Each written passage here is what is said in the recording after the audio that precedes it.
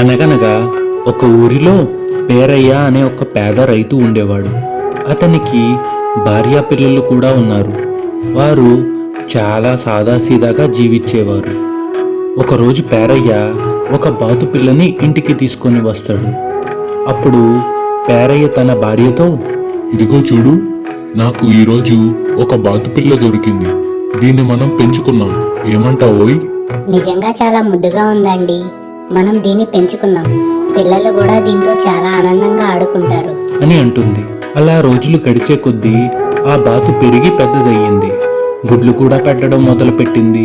అప్పుడు పేరయ్య భార్య ఒకరోజు ఆశ్చర్యంగా బాతు పెట్టిన గుడ్డుని చూసి, ఇదిగో చూడండి, ఈ గుడ్డు బంగారంలా మెరిసిపోతుంది ఆహా, ఎంత అదృష్టం కలిసి వచ్చింది! అబ్బా, ఇది నిజంగా బంగారు గుడ్డే అని ఆనందంతో గుడ్డు వైపు చూస్తూ ఆనందపడతాడు. ఆ రోజు నుంచి ప్రతి ఉదయం బాతు ఒక బంగారు గుడ్డుని పెట్టేది. పేరయ్య దంపతుల ఆనందానికి అంతే లేదు. బంగారం వల్ల వారు ధనవంతులయ్యారు. అప్పుడు వాళ్ళకి దురాశ కూడా చాలా ఎక్కువైంది. అప్పుడు పేరయ్య భార్యకు ఒకరోజు ఒక ఆలోచన వచ్చింది. వచ్చిన వెంటనే పేరయ్య దగ్గరకు వెళ్ళి, ఇదిగో చూడండి, ఈ బాతు రోజు ఒక గుడ్డే పెడుతుంది. ఇంకా దీని పొట్టలో చాలా గుడ్లు ఉండే ఉంటాయనుకుంటా. అవునవును, మనం దీన్ని కోసి అన్నీ ఒకేసారి తీసుకుంటే అప్పుడు మనం రాత్రికి రాత్రే ధనవంతులైపోతాం అని ఆనందంతో నవ్వుతూ అంటాడు. మంచి మాట చెప్పారు.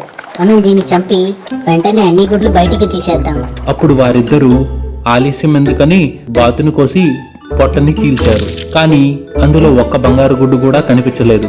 వారు చేసిన తప్పేంటో వారికి గుర్తొచ్చింది. వారు చేసిన పనికి వారే నెత్తి నోరు కొట్టుకొని ఏడుస్తూ అలానే ఉండిపోయారు.